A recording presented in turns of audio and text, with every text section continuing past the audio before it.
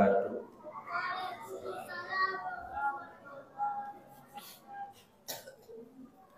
Innal hamdalillah nahmaduhu wa nasta'inuhu wa nastaghfiruh wa na'udzu billahi min shururi anfusina wa min sayyiati a'malina. May yahdihillahu fala mudilla lahu wa may yudlil fala hadiya lahu. Asyhadu an la ilaha illallah wahdahu la syarika lahu wa asyhadu anna sayyidana Muhammadan abduhu wa rasuluh.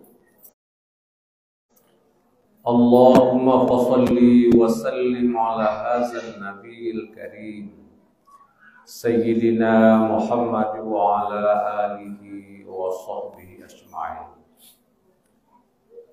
Amma ba'du fa ya ibadallah ittaqullaha haqqa tuqatih wa la tamutunna illa wa antum muslimun. Qala Allah ta'ala fi kitabihil karim, a'udzu billahi minasy syaithanir rajim.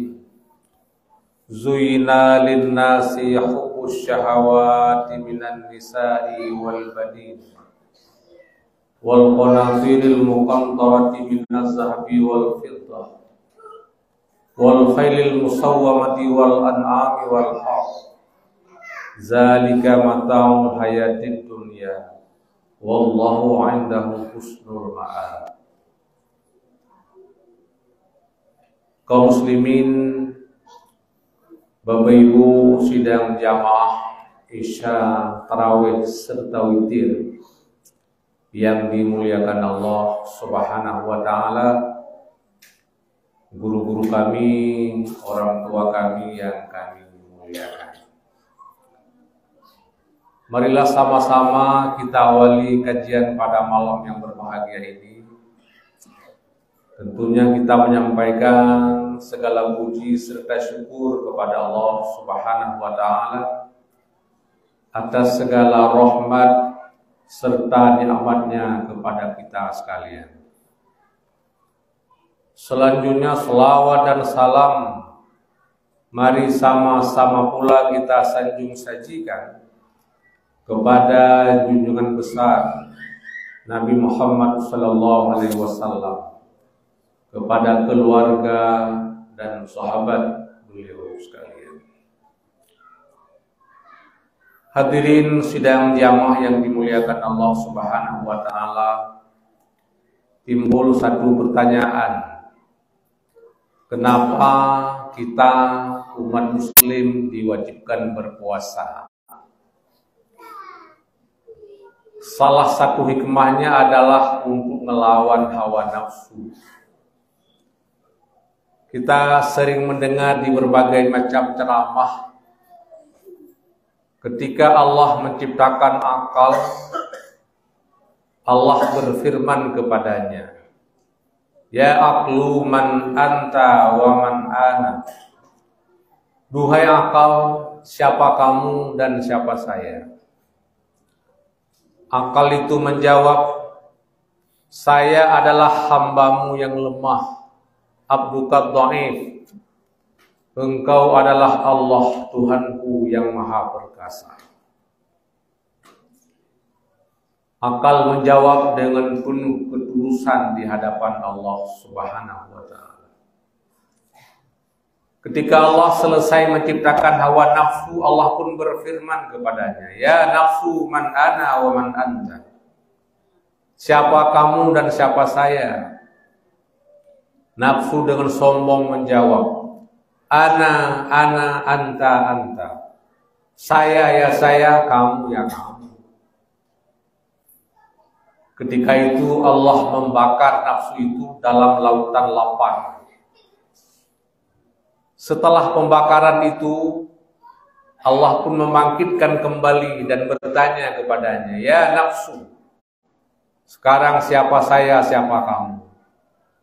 Nafsu menjawab, "Saya ya saya, kamu ya Allah." Masih sedikit sombong. Jadi makanya salah satu hikmah daripada berpuasa adalah untuk melawan hawa nafsu yang sangat membara yang ada pada pribadi manusia itu sendiri.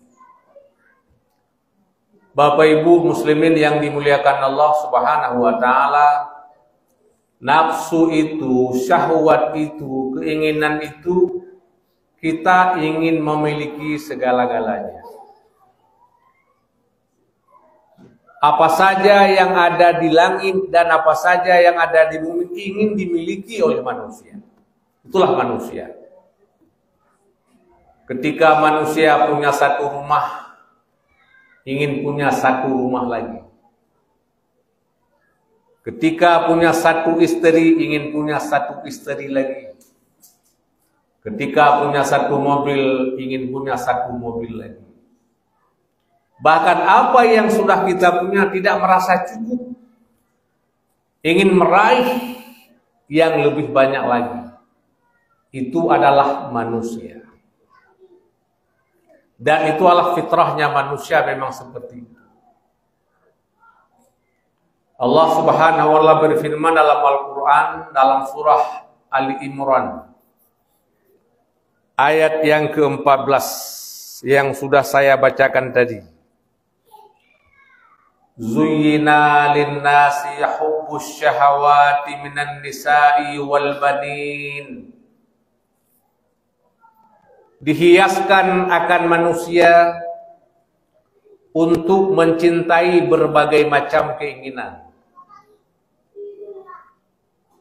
Diajak oleh hawa nafsu dan digoda oleh syaitan untuk menggapai berbagai macam keinginan. Yang pertama apa? Minan nisa'i, yang pertama perempuan. Jadi laki-laki yang normal Bapak Ibu sekalian sangat suka kepada perempuan cantik. Kalau sudah punya satu, ingin punya dua. Sudah punya dua, ingin punya tiga, dan seterusnya. Dan itu fitrahnya manusia laki-laki. Sehingga nabi-nabi tempo dulu, Nabi Daud dia punya istri sampai 99 orang. Bahkan sampai 100. Nabi Sulaiman anaknya punya istri 1000 orang. Coba bayangkan. Bahkan orang di luar agama kita pun seperti itu. Sampai sekarang para pangeran, para putra-putra mahkota, ketika mereka keluar negeri berlibur, membawa sampai 30 orang selir. Itu memang inginnya manusia. Suka yang pertama kepada perempuan. Jadi ibu sekalian, laki-laki dibenarkan nikah 4 orang itu bukan sebanyak-banyaknya. Tapi itu adalah merupakan batas.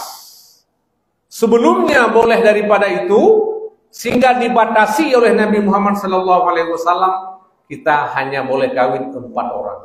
Dan itu fitrahnya manusia lagi, Bapak Ibu sekalian. Yang kedua, wal banin. Manusia sangat suka kepada anak, apalagi kepada anak laki-laki.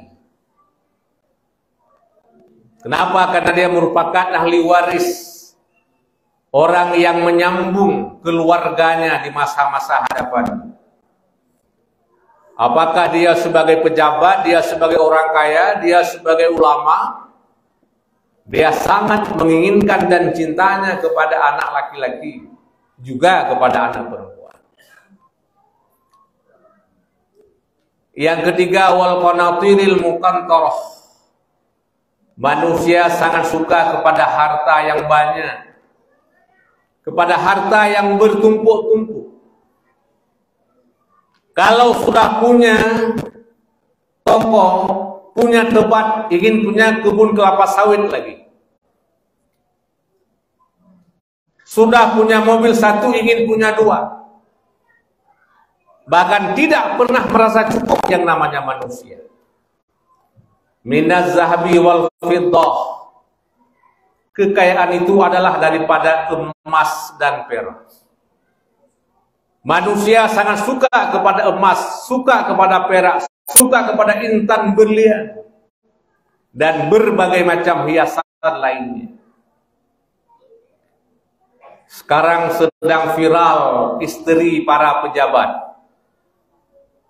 Ada yang namanya Sekda Riau, namanya Kabareskrim, juga pejabat-pejabat yang lain. Istrinya pamer tas, harganya 2 miliar. Istrinya pamer gelang, seakan-akan toko emas sedang berjalan. Bagaimana? Di tengah mete wasapai. Pertumem 300. Pertumem. Tak kali lihat tu be 1,2 miliar. Sebelah sampai wigu 1,2 miliar. Memang demikiannya manusia. Wal khailil musawwamah. Manusia sangat suka kepada kuda-kuda pilihan. Kalau dahulu Bapak Ibu sekalian, para pejabat negeri, para pembesar, mereka punya yang namanya kuda merah. Kuda merah adalah kudanya para raja, kudanya para pangeran, kudanya para menteri. Katakanlah kalau sekarang Pajero, Fortuner, ataupun mobil-mobil mewah lainnya, suka kepada kuda-kuda pilihan. Wal an'ami wal harb. Manusia juga suka kepada binatang ternak, kepada unta, lembu, kambing dan biri. Juga manusia suka kepada sawah dan ladang. Semuanya itu disukai oleh yang namanya manusia. Yang pertama istri yang cantik, kemudian anak laki-laki ganteng, lalu harta yang banyak emas dan perak, lalu kendaraan mewah, binatang ternak, sawah dan ladang. Namun apa kata Allah? Zalika mata'ul hayatid dunya wallahu indahu husnul ma'ab. Yang demikian itu adalah mata benda kehidupan dunia. Ya tamatta'u biha, di mana manusia bersenang-senang dengan harta benda itu. Summa yafna, kemudian hilang. Sekarang mari kita kaji. Katakanlah Soekarno memiliki segalanya. Soeharto pun seperti itu. Gus Dur dan Habibie, juga para menteri yang lain. Ketika dia kembali kepada Allah, bertemu dengan ajal, semuanya fana, tidak ikut bersamanya. Di sisi Allah Subhanahu wa taala tempat kembali yang paling bagus. Itu adalah harta benda kehidupan dunia, Bapak Ibu sekalian. Itu dunia, Bapak Ibu sekalian. Allah berfirman kepada Nabi Muhammad untuk mengingatkan kita sebagai hambanya, sebagai umatnya. Di dalam ayat berikutnya, ayat 15. Qul a'unabbiukum bi khairim min zalikum lilladzina taqau inda rabbihim jannatun tajri min tahtihal anharu khalidina fiha wa azwajum mutahharah wa ridwanun minallah wallahu basirum bil ibad. Katakanlah wahai Muhammad kepada umatmu, a'unabbiukum bi khairim min zalikum, sukakah kalian akan kukabarkan kepada kalian dengan lebih baik daripada itu semua? sawah dan ladang, binatang ternak, harta kendaraan yang mewah, emas, intan, permata, akan kukabarkan yang lebih baik daripada itu. Lilladzina taqau, tentunya bagi orang-orang yang bertakwa kepada Allah Subhanahu wa taala. Orang-orang yang senantiasa bertakwa kepada Allah. Inda rabbihim jannatun tajri min tahtihal anhar. Di sisi Tuhan mereka, Allah akan menyiapkan surga kepada kita. Salah satu sifatnya surga tajri min tahtihal anhar, mengalir di bawahnya sungai-sungai. Surga Bapak Ibu, ada sungai madu, ada sungai bening, ada sungai susu, ada sungai manis, di mana sungai-sungai itu yang mengalir di bawah surga menjadi makanan dan minuman kepada penghuninya.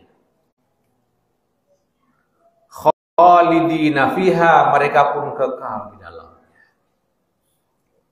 Dunia paling-paling kita berumur 60 tahun, 70 tahun, kemudian kita kembali kepada Allah. Sementara orang-orang yang masuk surga, muslimin sekalian, selama-lamanya kekal di dalam. Wa azwajum mutahharah, di surga Allah siapkan istri-istri yang suci, yang bersih daripada kotoran dan haid.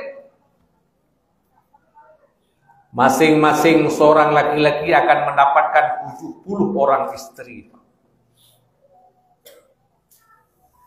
Sementara kita di dunia punya istri, itu merupakan komandannya bidadari nanti di surga.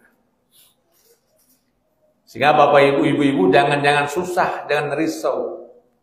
Ibu menjadi komandannya istri-istri surga nantinya. Sehingga Nabi mengatakan, man shaman syahraha, siapa saja yang berpuasa pada bulan Ramadan, wa salat auqataha, orang-orang yang salat pada waktunya, dan orang-orang yang berzakat dan berhaji, wa ata'at zaujataha, serta dia taat kepada suaminya, dakhalal jannata min ay abwabin syi'ti, laki perempuan itu akan masuk surga lewat pintu mana yang dia suka.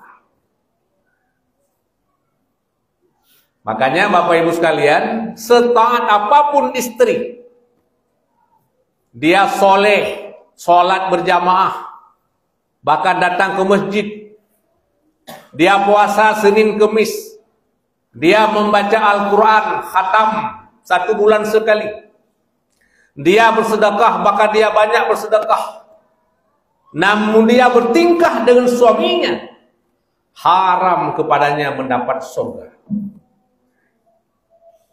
Jadi surganya seorang ibu adalah tergantung pada ridhonya suami. Makanya ibu sekalian, ibu tidak ada ibadah kecuali ibadah wajib. Mau puasa sunat, mau salat sunat, tergantung izinnya suami. Bahkan qada puasa sekalipun, andai kata masih ada waktu besok ataupun lusa, ibu sedang qada puasa, suaminya pulang, buka puasa. Apalagi puasa sunat. Jadi amalan seorang ibu adalah, di samping dia melaksanakan amal wajib, dia taat kepada suaminya. Makanya nanti pada hari kiamat diberikan 70 orang istri kepada sang suami, ibu sebagai komandannya. Dan istri di dunia lebih cantik daripada bidadari. Kenapa seperti itu? Karena bidadari masuk surga gratis. Sementara ibu-ibu masuk surga lewat amalan dan taat kepada suaminya.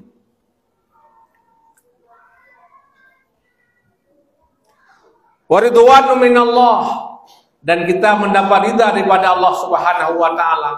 Allah melihat dengan hambanya. Siapa orang yang mendapat ini, Bapak Ibu sekalian?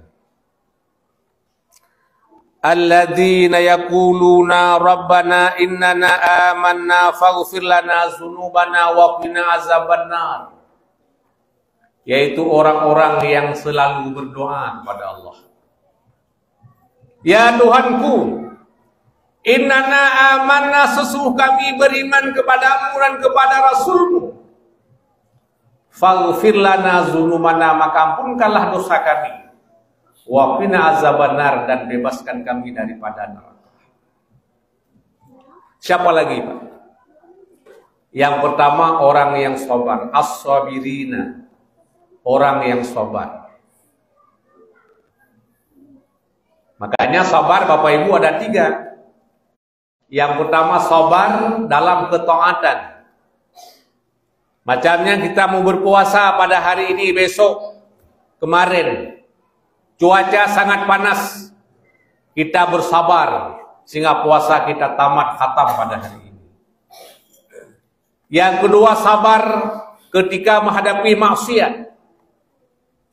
Berbagai macam maksiat yang kita hadapi, kita tinggalkan maksiat itu, kita sabar.